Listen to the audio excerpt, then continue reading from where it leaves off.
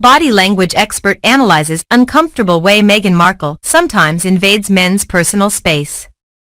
Meghan Markle has been spotted over the years in photos and videos physically getting pretty close to other people. A body language expert analyzed the reason why Meghan will sometimes invade men's personal space, in particular. Body language expert Jesús Enrique Rosas did a deep dive into some of the moments when Meghan invaded someone's intimate space. On his YouTube channel The Body Language Guy, Rosas said he noticed while researching Meghan's body language in different settings that she has a tendency to invade men's personal space. The expert called some of the instances uncomfortable. He analyzed this tendency in greater detail. You're about to find out why these kinds of attitudes feel so out of space and even creepy in most situations, Rosas noted. We have a lot of ways to communicate feelings, including words and signals, he shared. There's little doubt that touching is one of the most intense ways to convey an emotion or generate a connection with someone. Rosas continued, it's not that most of us don't like to be touched, but instead, it's about how much can we tolerate when someone invades our personal and intimate space without permission.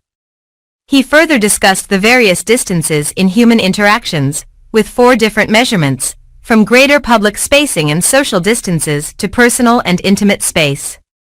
Looking at some of Meghan's photos, Rosas said you can't help but feel cringe because of how you perceive the way she is invading someone's personal space. And this feels uncomfortable because it is a complete invasion of your intimate space, Rosas said. He went on to discuss the need to build trust to allow someone so physically close to your body. If that trust doesn't exist, there is a stress reaction. If most people have a problem with being touched or being approached like this in such an intimate manner, then it can only mean that the person who does this is tone deaf or simply lacks social skills to grasp what does it mean to get closer to someone without permission, he explained. Rosas analyzed the moment Meghan hugged a teenager after he gave a speech about International Women's Day. She was heavily criticized by the way she clung on to him, he explained. And the ironic part of the story is that it was the kid who later apologized to Harry for such a hug. Rosas continued, but it was Meghan who started the gesture. He also looked at when Meghan sat on Max Azria at a Fashion Week event as well as when she gave a celebratory hug to Michael B. Jordan during a celebrity flag football event. Her embrace of Larry King in a photo showed the same invasion of intimate space, Rosas said. The expert added, these attitudes look a lot like the love bombing that narcissists use all the time at the beginning of a relationship. When you see these kind of gestures, your alarms will go off because you notice that it's not a natural gesture, but a forced one.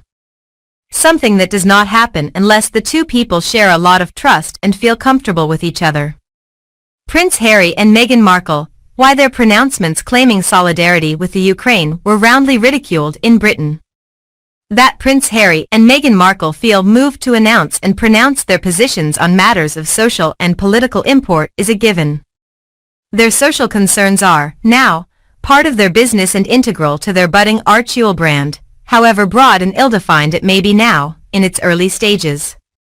In a different way, since their sudden move in 2019 and 2020 to North America, first to Vancouver and then south to Ms. Markle's hometown of Los Angeles, their quite combative predilection for explaining themselves and their actions has been at the fore, be that via their former Sussex Royal website, its